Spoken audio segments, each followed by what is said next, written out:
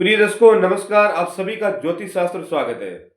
मित्रों, आज के समय में व्यक्ति अपने लिए कुछ नया खरीदता है, जैसे भूमि संबंधित, जायदाद संबंधित जो भी खरीदता है, तो उस समय उस व्यक्ति का खरीदते समय या बेचते समय कुछ ग्रह नक्षत्रों का ऐसा योग होता है कि जो व्यक्ति खरीदता है या लेता है, तो उनमें से व्यक्ति को सफलताएं मिल जाती है। क्योंकि जब अच्छे योग होते हैं तो व्यक्ति को वो योग की वजह से उस व्यक्ति का हर कार्य सिंपल कर देते हैं।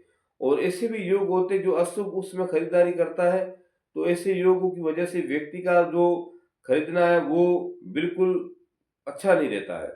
तो इस प्रकार ऐसे ग्रह नक्षत्रों के योग होते हैं। तो जब भी व्यक्ति लेन देन करे भूमि संबंधित, जायदाद संबंधित, तो उस समय व्यक्ति विशेष अच्छे योग देख करके ही अगर लेन-देन करता है, भूमि का लेन-देन करता है, तो निश्चित रूप से उस व्यक्ति के लिए लाभदायक और अच्छा रहेगा।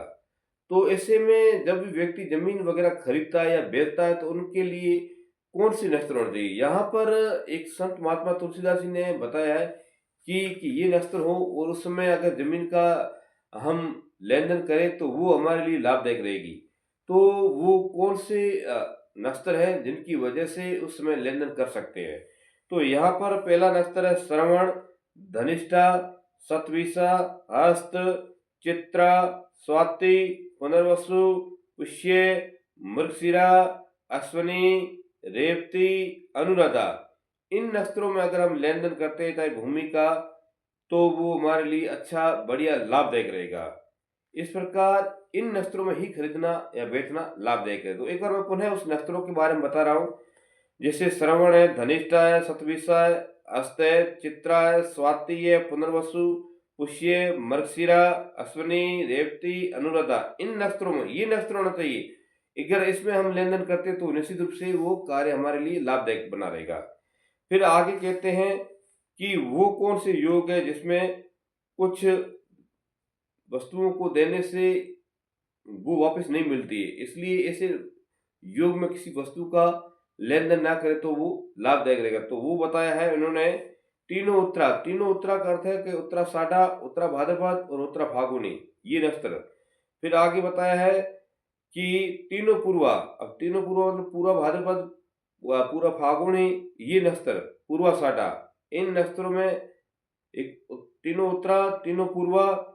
फिर आगे कहते हैं कि विशाखा, रोहिणी, कृत्तिका, मघा, आद्रा, भरणी, आश्लेषा और मूल, इन नक्षत्रों में कोई भी वस्तु रखा गया धन वो वापस नहीं मिलता। उधार दिया गया वो भी वापस नहीं मिलता। अगर भूमि का लेन-देन किया भी गया इसमें, तो वो वापस मिलने की मुश्किल होती है। फिर ये तुलसीदास जी ने बताया कि इस समय इस नक्षत्रों में ये चीजें का लेन-देन ना करे तो वो लाभदायक रहेगा। फिर आगे कहते हैं कि किसी को भी मंगलवार के दिन ऋण नहीं देना चाहिए। कोई भी व्यक्ति आए, कितना भी प्रेमी हो, या तो उसको मंगलवार के दिन कुछ नहीं देना है। और इसके साथ साथ में संक्रांति के दिवस यानी कि संक्रांति के दिन, या फिर कोई वर्धी योग हो, वर्धी नामक योग की वजह से ऐसे में हमें रविवार के दिन हस्त नक्षत्र अगर हो, तो उस दिन बिल्कुल हमें लेन देन नहीं करनी चाहिए। तो ये इन प्रकार का ध्यान रखना चाहिए। अगर इन नक्षत्रों में अगर किसी को वस्तु देते हैं तो वापस मिलने की संभावना असंभव होती है। इसलिए इन वारों को, इन तिथियों को बिल्कुल ध्यान रखना है। फिर आगे कहते हैं बुधवार के दिन किसी को भी ऋण अथवा धन नहीं देना चाहिए। उस समय बुधवार के दिन जहाँ तक हो सके हम किसी व्यक्ति से ऋण लेकर आते हैं तो उसको उतारने की कोशिश करें, लेकिन बुधवार के दिन किसी के पास ना ले, क्योंकि दिया हुआ धन वापस मिलने में असंभव कठिन प्रतीत होता है। तो इस प्रकार ये लेन-देन के बारे में ज्योतिष शास्त्र इस प्रकार बताएगी। जब भी कोई वस्तु का लेन-देन देखना हो, तो इन नक्षत्रों को देख करके ही अगर हम लेन-देन करेंगे, तो वो हमारे लिए लेन-देन शुभ और बढ़िया रहेगा। क्योंकि कुछ ऐसे नक्षत्र होते हैं जिनकी वजह से लेन-देन हमेशा अशुभ रहती है। तो इनमें मैंने नक्षत्रों के बता दिए। सर्वप्रथम इसी बात का ध्यान रखना, जो नक्षत्र हमारे लिए लाभदायक हो और उस नक्षत्र में जिसको वर्जित माना गया, ऐसे नक्षत्रों में किसी को जोड़ना गलत है।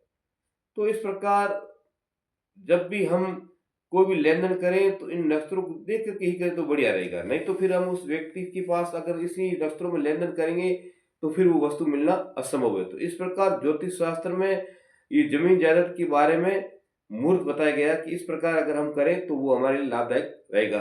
तो ऐसे ही ज्योतिष संबंधी जानकारी प्राप्त करने के लिए मेरे चैनल को अभी सब्सक्राइब करें, लाइक करें, कमेंट करें, शेयर करें। राधे राधे, जय श्री कृष्णा।